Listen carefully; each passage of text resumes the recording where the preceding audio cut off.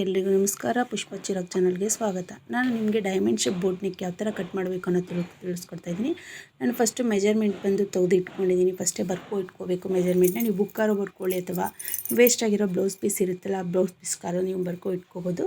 ನಾನು ಫಸ್ಟು ಉದ್ದ ಎಷ್ಟಿದೆ, ಅಗಲ ಎಷ್ಟಿದೆ, ಮುಂದೆ ಶೇಪ್ ಎಷ್ಟಿದೆ, ಡೈಮಂಡ್ ಫ್ರಂಟ್ ಎಷ್ಟು ತೆಗಿಬೇಕು, ಕಂಕ್ಲು ಎಷ್ಟು ತೆಗಿಬೇಕು ಮತ್ತು ವೇಸ್ಟೇಜ್ ಎಷ್ಟು ತೊಗೋಬೇಕು ಅಂತ ಎಲ್ಲ ಫಸ್ಟು ನಾನು ನಿಮಗೆ ನೀಟಾಗಿ ಬರೆದಿಟ್ಕೊಂಡಿದ್ದೀನಿ. ನೀವು ಕೂಡ ಅದೇ ರೀತಿ ಬರೆದಿಟ್ಕೊಂಡು ಇದು ಮಾಡ್ಕೋಬೇಕು. ಆನಂತರ ನೀವು ಫಸ್ಟು ಲೈನಿಂಗ್ ಕಟ್ ಮಾಡಿ, ಯಾವುದೇ ಕಾರಣಕ್ಕೂ ಬ್ಲೌಸ್ ಕಟ್ ಮಾಡೋಕ್ಕೆ ಹೋಗಬೇಡಿ. ನಾನು ಪದೇ ಹೇಳ್ತಾ ಇರ್ತೀನಿ, ಲೈನಿಂಗ್ ವೇಸ್ಟ್ ಆಯಿತು ಅಂತಂದರೆ ಮತ್ತೆ ಒಂದು ಲೈನಿಂಗ್ ತೊಗೋಬೋದು. ಆದರೆ ಬ್ಲೌಸ್ ವೇಸ್ಟ್ ಆಯಿತು ಅಂತಂದರೆ ನೀವು ಯಾವುದೇ ಕಾರಣಕ್ಕೂ ಬ್ಲೌಸ್ನ ತೊಗೊಳಕ್ಕಾಗಲ್ಲ. ಅಷ್ಟು ದುಡ್ಡು ಸೀರೆ ಕೊಟ್ಟು ಒಂದು 2,000-3,000 ಸೀರೆ ಇರುತ್ತೆ, ಅಷ್ಟೊಂದು ಅಮೌಂಟ್ನ ಕೊಟ್ಟು ನೀವು ತೊಗೊಳಕ್ಕಾಗಲ್ಲ. ಅದರಿಂದ ನಾನು ನಿಮಗೆ ಹೇಳ್ತಾ ಇರೋದು, ಯಾವಾಗಲೂ ಕೂಡ ನೀವು ಫಸ್ಟು ಲೈನಿಂಗ್ ಕಟ್ ಮಾಡ್ಕೊಳ್ಳಿ. ಕೆಲವರು ಡೈರೆಕ್ಟ್ ಬ್ಲೌಸ್ನೇ ಕಟ್ ಮಾಡಿ ತೋರಿಸ್ತಾರೆ.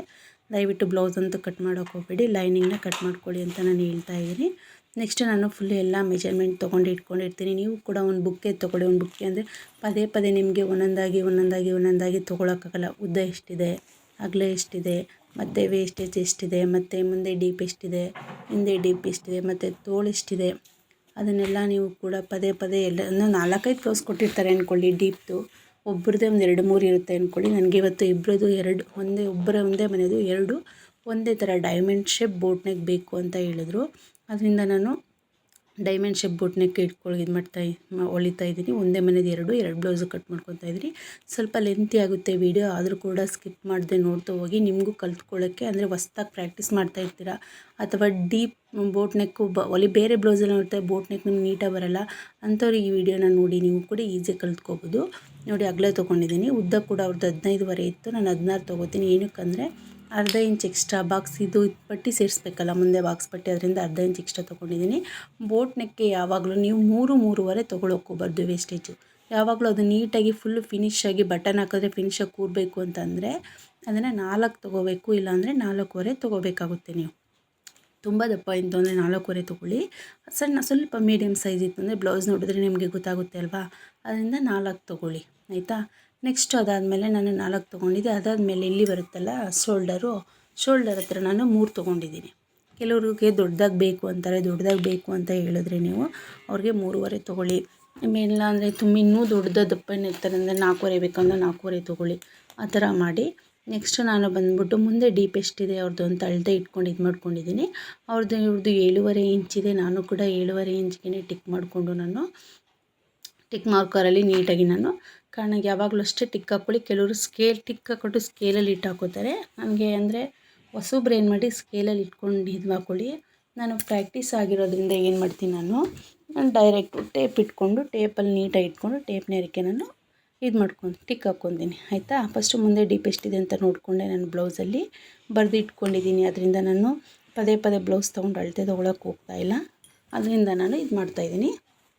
ನೆಕ್ಸ್ಟ್ ಡೈಮಂಡ್ ಶೇಪ್ ಬೇಕು ಅಂತ ಹೇಳಿದ್ರಲ್ವ, ನೋಡಿ ಬ್ಲೌಸಲ್ಲಿ ಡೈಮಂಡ್ ಶೇಪ್ಗೆ ಮುಂದೆ ಎಷ್ಟು ಬರುತ್ತೆ ಉದ್ದ. ಡೈಮಂಡ್ ಶೇಪ್ ಕೊಡಬೇಕಾದ್ರೆ ಶೇಪ್ಗೆ ಎಷ್ಟು ಇಂಚ್ ಬೇಕು, ಉದ್ದ ಎಷ್ಟು ಇಂಚ್ ಬೇಕು ಅನ್ನೋದನ್ನ ನೀವು ನೋಡ್ಕೋಬೇಕಾಗುತ್ತೆ, ಆಯಿತಾ. ಡೈಮಂಡ್ ಶೇಪು ಅಲ್ಲಿ ಅವ್ರದ್ದು ಬಂದು ನೋಡಿ, ಡೈಮಂಡ್ ಶೇಪ್ ಬಂದು 5 ಇಂಚಿದೆ. ಮೇಲಿಂದ ಕೆಳಗಡೆ ತೊಗೋಬೇಕು.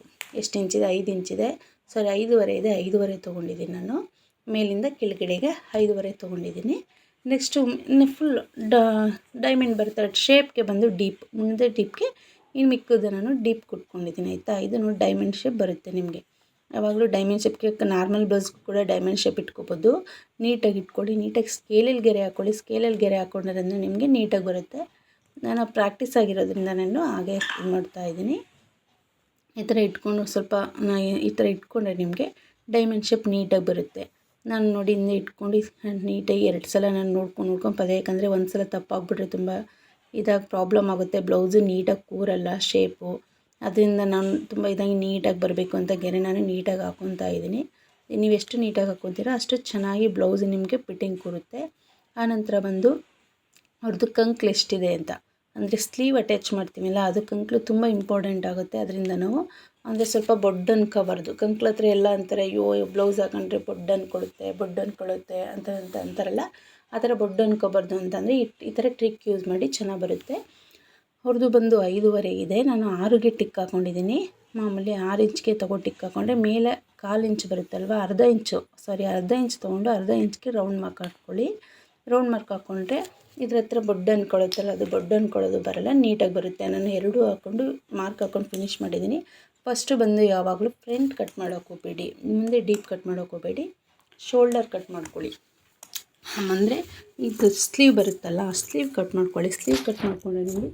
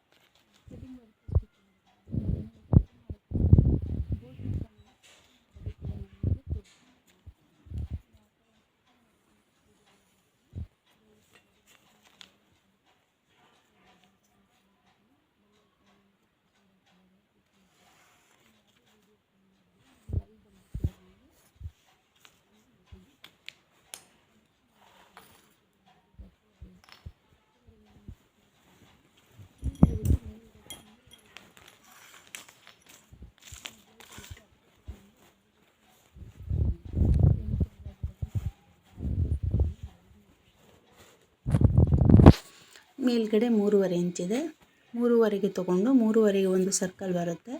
ಆ ನಂತರ ಕೆಳಗಡೆ ರೌಂಡ್ ಶೇಪ್ ಬರುತ್ತೆ. ಬ್ಲೌಸಲ್ಲಿ ನೀವು ಅಳತೆ ಬ್ಲೌಸು ಕರೆಕ್ಟಾಗಿ ಇಟ್ಕೊಳ್ಳಿ. ನಮ್ಗೆ ಅಳತೆ ಬ್ಲೌಸ್ ಇಲ್ಲ, ನಾವು ಹಾಗೆ ಹೊಲ್ಕೋಬೇಕು ಅಂತಂದರೆ 3.5, ಎಲ್ಲರಿಗೂ ಆಲ್ಮೋಸ್ಟ್ 3.5ನೇ ಸಾಕು. ತುಂಬ ಕೆಳಗಡೆ ಬಂದರೆ ಚೆನ್ನಾಗಿ ಕಾಣಲ್ಲ, ಅದರಿಂದ 3.5ನೇ ತೊಗೊಳ್ಳಿ, ತುಂಬ ಚೆನ್ನಾಗಿ ಕಾಣುತ್ತೆ.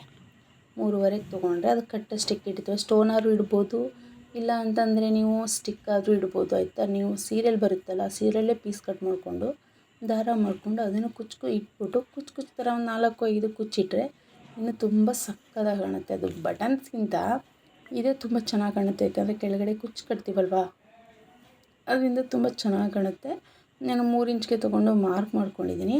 ಆನಂತರ ಕೆಳಗಡೆ ಸ್ವಲ್ಪ 1/4 ಇಂಚ್ ಬಿಟ್ಟಿದ್ದೀನಿ, ಅಲ್ಲಿ 1/4 ಇಂಚ್ ಬಿಟ್ಟು ರೌಂಡ್ ಶೇಪ್ ಹಾಕ್ಕೊಂಡು ಇದು ಮಾಡಿದ್ದೀನಿ ನೀಟಾಗಿ. ವಿಡಿಯೋ ತುಂಬ ಸ್ಲೋ ಇದೆ ಅಂದ್ಬಿಟ್ಟು ಸ್ಕಿಪ್ ಮಾಡೋಕೆ ಹೋಗ್ಬೇಡಿ, ಯಾಕಂದರೆ ನಿಮಗೆ ಗೊತ್ತಾಗಲಿ ಅಂತ ನಾನು ತುಂಬ ನಿಧಾನಕ್ಕೆ ತೋರಿಸ್ತಾ ನಾನು ಇದು ಮಾಡ್ಕೊಂಡಿದ್ದೀನಿ, ಶೇಪ್ ತೋರಿಸ್ತಾ ನಾನು ವಿಡಿಯೋ ಮಾಡಿದ್ದೀನಿ. ಯಾಕಂದರೆ ನಿಮಗೆ ಆಫ್ ಮಾಡ್ಕೋಬೇಕು, ಟಿಕ್ ಹಾಕ್ಕೋಬೇಕು, ಆಫ್ ಮಾಡ್ಕೋಬೇಕು, ಟಿಕ್ ಹಾಕೊಂಡು ಮಾಡ್ಕೋಬೇಕು, ಆ ಥರ ಪ್ರಾಬ್ಲಮ್ಸ್ ಆಗಬಾರ್ದು ಅಂತ ಲೆಂತ್ ಆದರೂ ಆಗಲಿ ಪರವಾಗಿಲ್ಲ ಅಂತ ಅಂದ್ಬಿಟ್ಟು ನಾನು ವಿಡಿಯೋನ ನಿಧಾನಕ್ಕೆ ಕಟ್ ಮಾಡಿ ನಿಮಗೆ ತೋರಿಸ್ತಾ ಇದ್ದೀನಿ. ಯಾಕಂದರೆ ಫಾಸ್ಟಾಗಿ ಕಟಿಂಗ್ ಮಾಡೋದನ್ನ ಓಡಿಸ್ಬೋದಾಗಿತ್ತು, ಬಟ್ ನಿಮಗೆ ಗೊತ್ತಾಗಲಿ ಅಂತ ನಾನು ಇದು ಮಾಡ್ತೀನಿ. ಯಾಕಂದರೆ ಹೊಸೊಬ್ಬರಿಗೆ ತುಂಬ ಗೊತ್ತಾಗಲ್ಲ, ತುಂಬ ಫಾಸ್ಟಾಗಿ ಮಾಡಿಬಿಟ್ಟಿರ್ತಾರೆ ಕೆಲವರು ವೀಡಿಯೋನ. ಅಯ್ಯೋ ಬೋಟ್ ನೆಕ್ ಇವಾಗಲೂ ತುಂಬ ಜನಕ್ಕೆ ಬೋಟ್ ನೆಕ್ ಬರಲ್ಲ, ಮಾಮೂಲಿ ಇದೆಲ್ಲ ಕಟ್ ಮಾಡ್ಕೋತೀರಾ, ಬೋಟ್ ನೆಕ್ ಬರಲ್ಲ. ಯಾಕಂದರೆ ಬೋಟ್ ನೆಕ್ ಕಟ್ ಮಾಡೋದು ಹಿಂದೆ ದಾರ ಕಟ್ಕೋಬೇಕಾಗುತ್ತೆ, ಇಲ್ಲಾಂದರೆ ಹಿಂಗೆ ಮುಂದೆ ಹಿಂಗಂದರೆ ತುಂಬ ಶೋಲ್ಡರ್ ಹತ್ರ ಎಲ್ಲ ಬಿಗಿ ಅಂತ ಅನ್ನಿಸ್ತಾ ಇರುತ್ತೆ, ತುಂಬ ಟೈಟ್ ಥರ ಅನ್ನಿಸ್ತಾ ಇರುತ್ತೆ. ಅಂದರೆ ಬಟನ್ಸ್ ಹಾಕೋಕ್ಕಾಗಲ್ಲ, ಬರೀ ಸ್ಟಿಕ್ ಇಟ್ಕೊಂಡು ಕಟ್ಕೋಬೇಕಾಗುತ್ತೆ. ಆ ಥರ ಇದು ಮಾಡೋಕೆ ಹೋಗ್ಬಾರ್ದು ಅಂತಂದರೆ ನಾನು ಈ ತೋರಿಸಿದ್ದೀನಲ್ಲ ಈ ಮೆಥಡಲ್ಲಿ ಕಟ್ ಮಾಡ್ಕೊಳ್ಳಿ. ನೋಡಿ ಅವ್ರದ್ದು ರೌಂಡ್ ಶೇಪ್ ಇದೆ, ನಾನು ಕೂಡ ತೆಗೆದು ರೌಂಡ್ ಶೇಪ್ ಕಟ್ ಮಾಡಿದ್ದೀನಿ. ಮಧ್ಯೆ ಪೀಸ್ ಇದೆಯಲ್ಲ ಒಂದು 1/4 ಇಂಚ್ ಬಿಟ್ಟಿದ್ದೀನಿ, ಯಾಕಂದರೆ ಹೊಲಿಗೆ ಹಾಕಬೇಕು ನೀಟಾಗಿ. ಹೊಲಿಗೆ ಹಾಕಿ ಅವರು ನನಗೆ ಬಟನ್ಸ್ ಇಡೋಕ್ಕೆ ಹೇಳಿದ್ದಾರೆ, ಸ್ಟಿಕ್ ಇಡೋಕ್ಕೆ ಹೇಳಿದ್ದಾರೆ, ಅಲ್ಲಿಗೆ ನಾನು ಸ್ಟಿಕ್ ಇಡಬೇಕು, ಅದರಿಂದ ಕಟ್ ಮಾಡ್ಕೊಂಡಿದ್ದೀನಿ. ಇದಿಷ್ಟು ಕೂಡ ಕಟ್ ಮಾಡಿಕೊಂಡ್ರೆ ನಿಮಗೆ ಬ್ಲೌಸ್ನ ನೀಟಾಗಿ ಇದು ಮಾಡ್ಕೋಬೋದು. ಬಾಕ್ಸ್ ಪಟ್ಟಿ ಯಾವಾಗಲೂ 2 ಸಿಗುತ್ತೆ, ಇನ್ನೆರಡನ್ನು ನಾವು ಕಟ್ ಮಾಡ್ಕೋಬೇಕು. 4 ಬಾಕ್ಸ್ ಪಟ್ಟಿ ಬೇಕಾಗುತ್ತೆ. ಯಾಕಂದರೆ ಇಲ್ಲಿ ಶೋಲ್ಡರ್ ಕಟ್ ಮಾಡಿರ್ತೀನಲ್ಲ, ಇದನ್ನು ಸ್ಲೀವ್ ಕಟ್ ಮಾಡಿರ್ತೀನಲ್ಲ, ಆ ಸ್ಲೀವಲ್ಲೇ ಇದ್ದು ಬಂದಿರುತ್ತೆ. ಕಂಕ್ಳು ಕಟ್ ಕಟ್ ಮಾಡಿರ್ತೀನಿ. ಅದರಲ್ಲಿ 12 ಪೀಸ್ ನಾನು ಎಕ್ಸ್ಟ್ರಾ ಕಟ್ ಮಾಡಿಕೊಂಡು ಅದನ್ನು 4 ಪೀಸ್ ಕಟ್ ಮಾಡ್ಕೊತೀನಿ. ಯಾವುದೇ ಇದು ಮಾಡಬೇಕು ಅಂತಂದ್ರೂ 4 ಬಾಕ್ಸ್ ಪಟ್ಟಿ ಬೇಕೇ ಬೇಕು. ಸಿಂಗಲ್ ಬ್ಲೌಸ್ಗಾದರೆ ಅಂದರೆ ವಿತೌಟ್ ಲೈನಿಂಗ್ ಬ್ಲೌಸಲ್ಲಿ ಇದ್ದೀವಲ್ಲ, ಅದಕ್ಕೆ 2 ಬಾಕ್ಸ್ ಪಟ್ಟಿ ಸಾಕಾಗುತ್ತೆ.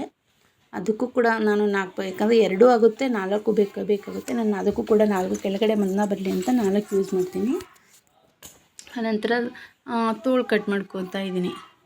ತೋಳು ಕಟ್ ಮಾಡ್ಕೊಂಡು ಎಷ್ಟಿದೆ, ಸ್ಲೀವ್ ಎಷ್ಟಿದೆ ಅಂತ ನೋಡಿಕೊಂಡು ನೀವು ಬೇಕಾದ್ರೆ ಮೆಜರ್ಮೆಂಟು ತೋಳು ಕಟ್ ಮಾಡ್ಕೋಬೇಕು ಅಂದರೆ ಅಳತೆ ಇಟ್ಕೊಳ್ಳೋದ್ಕಿಂತ ಈಸಿಯಾಗಿ ಡೈರೆಕ್ಟ್ ಬ್ಲೌಸ್ನೇ ಇಡಿ.